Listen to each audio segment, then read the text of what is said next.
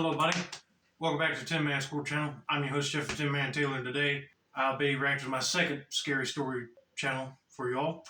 And this one is Shiny Gold Tales, and the video that I picked out to watch is 5 True Creepy School Horror Stories. So without further ado, I'm going to turn these lights off, move the camera up here for you guys, and let's get this reaction on the road and in the bag, shall we? Okay, here we go.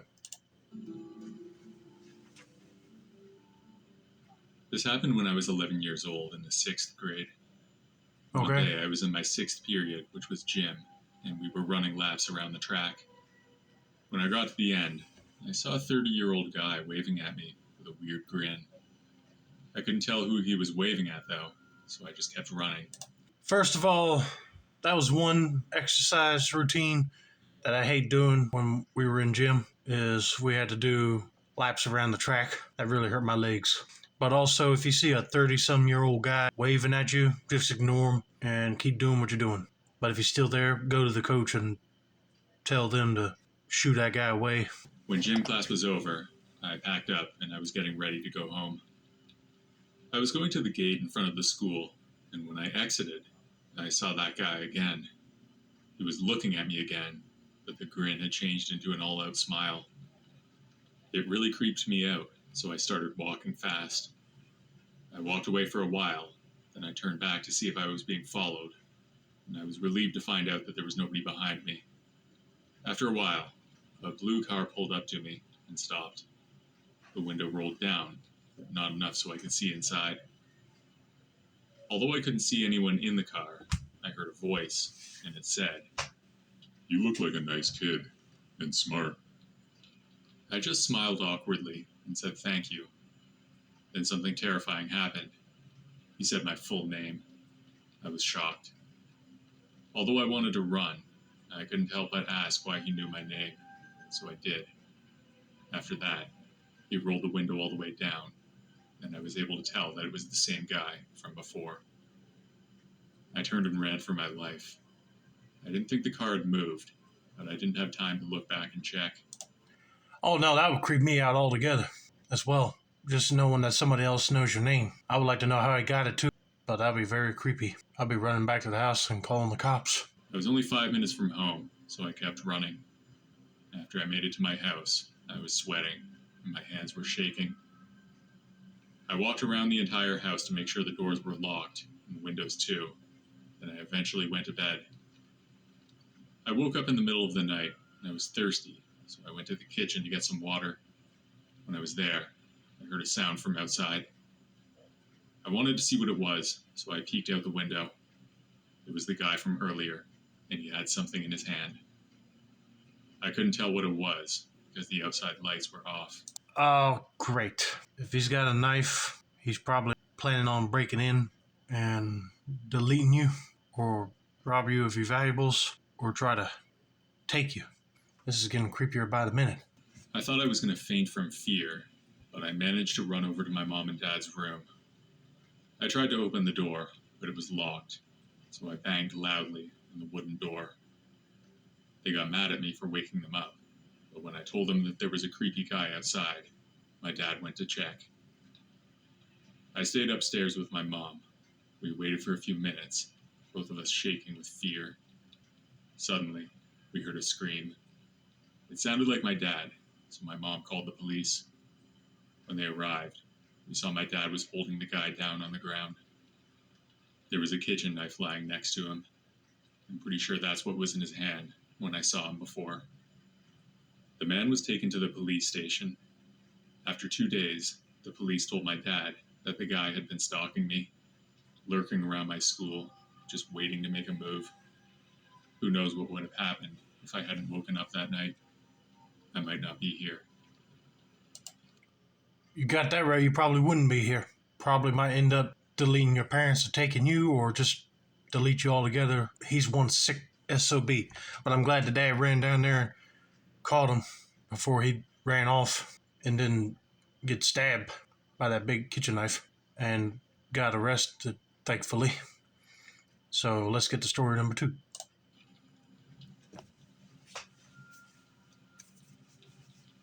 When I started school at a local community college, I was looking to make some new friends. because I'd never really had that opportunity before. Of course. I was the weird fat kid throughout elementary and high school. College was a chance for me to reinvent myself, to actually make friends and fit in for once. In college, no one cares if you're weird. You're all just trying to get through finals. I had a class with this one kid. Let's call him Creep, because that's what he was. Me and Creep had our ITE class together. I'd see him every day, but I didn't talk to him much. He just stayed in his corner of the room, and I sat up with my friend, an older lady that we'll call Jay. I had a Targus backpack. He saw it and said it was cool. Then we talked a little bit about our interests as we walked to our next class. He was a cosplayer, as was I, and we both enjoyed BBC programs, along with anime. At least you found somebody that likes the same stuff that you do. And I know that feeling when he said being a fat kid.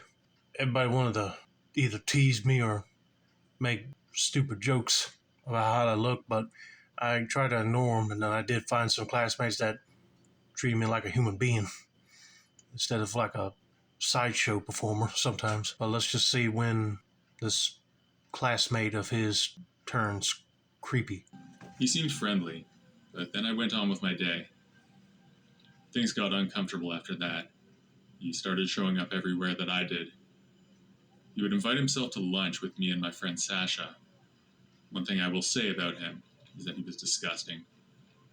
We went to lunch one day, and he ordered a burger with peppers, onions, and mayo. Mayo is the bane of my existence, mind you, and he didn't use napkins. The thing smelled terrible, and he wiped it on his already dubiously stained pants. It wasn't pleasant, to say the least. He kept popping up places and inviting himself to lunch, and I was just beyond done with him. I have a habit of attracting weird people. I don't know why. I was just ready to cut and run, if it came to it. He invited himself to lunch again when Sasha wasn't present. He said he had a crush on her, and I knew she had just been through a bad breakup. I told him to leave her alone, but he insisted. I said no, and told him to go away. He left after that, and I enjoyed the rest of my lunch. Oh my goodness. I wouldn't tolerate nobody like that either. Because if I found out that a girl that he had a crush on just got through a serious breakup, I'll be telling him, dude, she just got over a breakup. She ain't ready to date nobody or even listen to you saying that you have a crush on her. She'll probably turn you down in an instant. But I tell you, if he starts harassing that girl, I would not only stop being friends with him, I'll just make sure that I report him to the dean and see what they can do to get him either expelled or change classes. I can see why he calls him Creep. Then, the really freaky thing happened. I was leaving to go to my car one day and ran into him. We talked for a bit, but I was really just trying to get away. He was insistent on talking, though. Eventually, I tried to excuse myself by saying that I was going to my car, and I'd talk to him later. He followed me. He said it was fine, and walked with me to my car. He then proceeded to tell me a story about how he got drunk and punched someone in the face. I did what any normal person would do. I looked him in the eye and said no, then I got into my car and drove off. He left me alone after that. That wasn't the really creepy part, though. I learned this a few weeks ago. He had actually killed someone before. Apparently he got into a fight and stabbed someone. It was supposedly self-defense. The circumstances were more than shady, though, but the police in my area don't do anything. So yeah, I was stalked by someone who'd killed another person. Oh man, my blood pressure would drop if I heard that. And I cannot believe they have cops that don't want to deal with any of these shady incidents and just take the side of the person that actually deleted another person. Unbelievable. I'm just glad he was able to stand his ground to make him stop walking with him towards his car and he never bothered him again. Because I guarantee you he was telling you that as kind of a warning, because you never know, he might snap on you. But thank God that didn't happen. Back when I was in first year of high school, I was part of this choir where we would sing the songs our school required us to sing. Right. like the national anthem and some church song. To be honest, I wasn't the best singer, and I only joined the choir for the benefit of skipping class. The skipping class part was great, but all that staying up late for practices was kind of a downside, especially when it was before a big school event.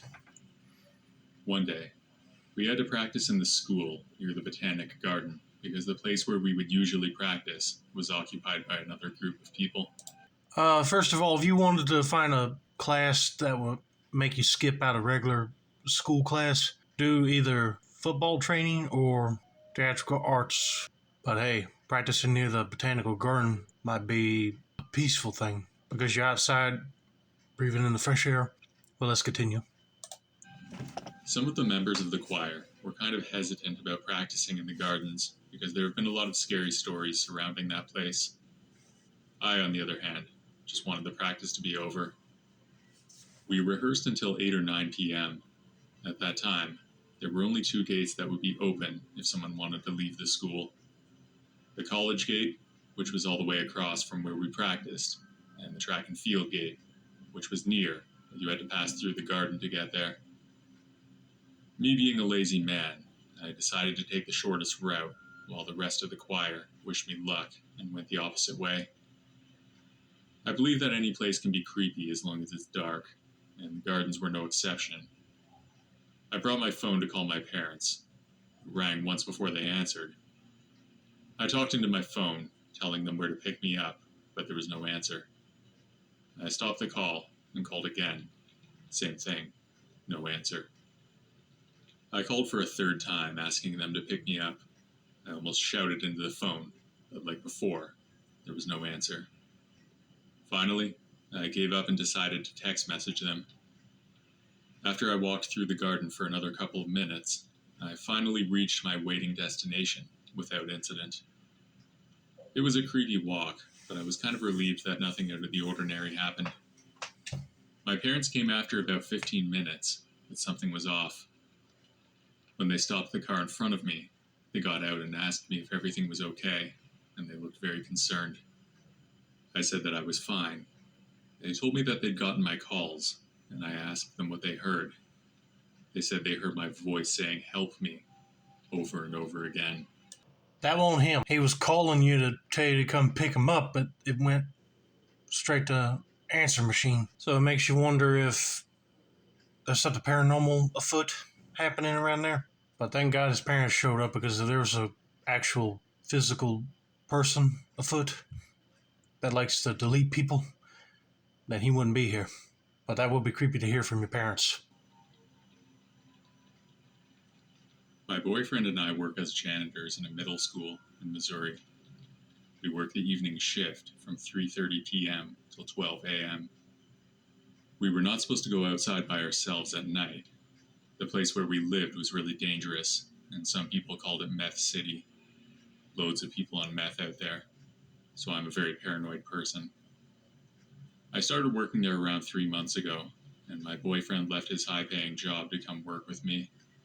My school had a position open after the last guy had a meltdown and walked off the job. I had to do the rest of his job that day, in addition to my own work. I had a fanny pack that I would take with me whenever I would go out. There were a few protective things in there, because I didn't like confrontation.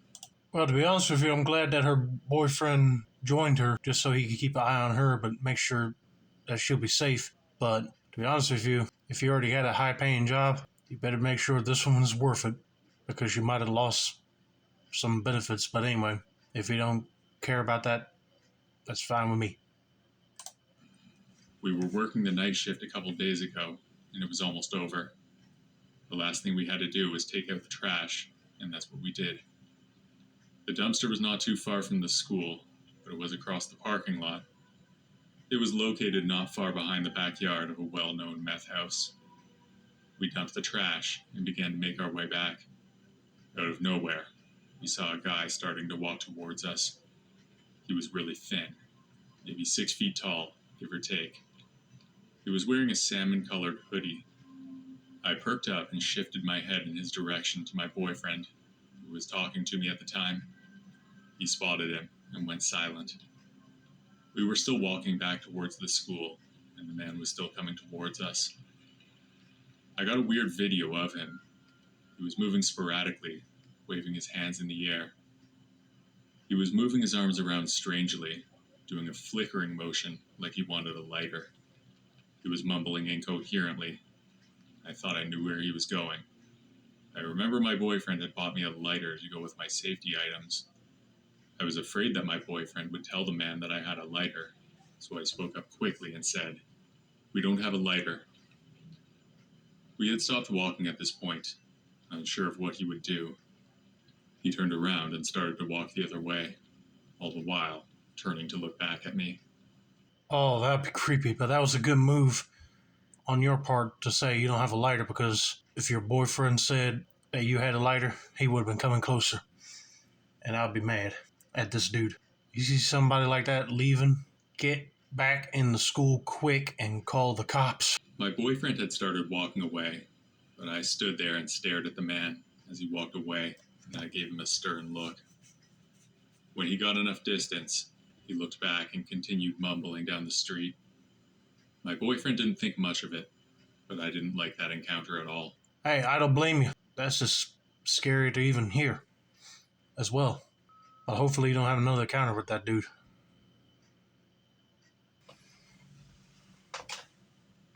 I went to seminary when I was younger.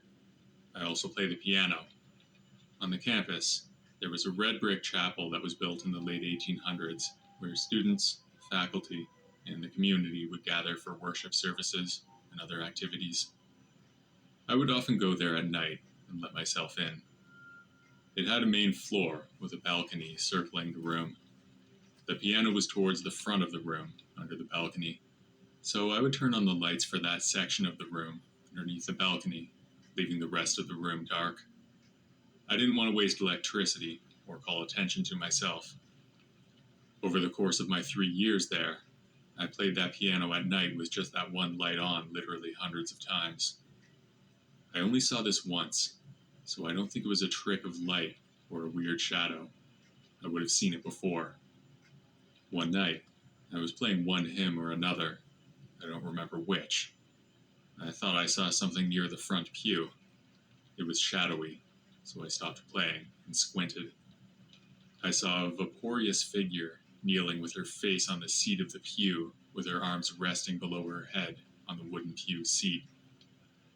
I say her because I have a strong sense that it was a nun. I don't know why. I just do. That is odd unto itself, because it is a Presbyterian seminary, not Catholic. I don't know what it was, but a tingle went up my spine, and I packed up my sheet music and left immediately. I hope I didn't offend Sister So-and-so with my rapid departure, but I never saw her again. I guarantee you it's probably a ghost of a nun, but that will be creepy to see while you're playing. But anyway, I hope you guys enjoyed this video. Don't forget to like, subscribe, turn on post notifications for more Shining Gold Tales reactions like this. This has been another successful installment of the Tin Man Score channel. I'm your host, Jeffrey Tin Man Taylor, and I said that's a wrap. Have a nice day, y'all.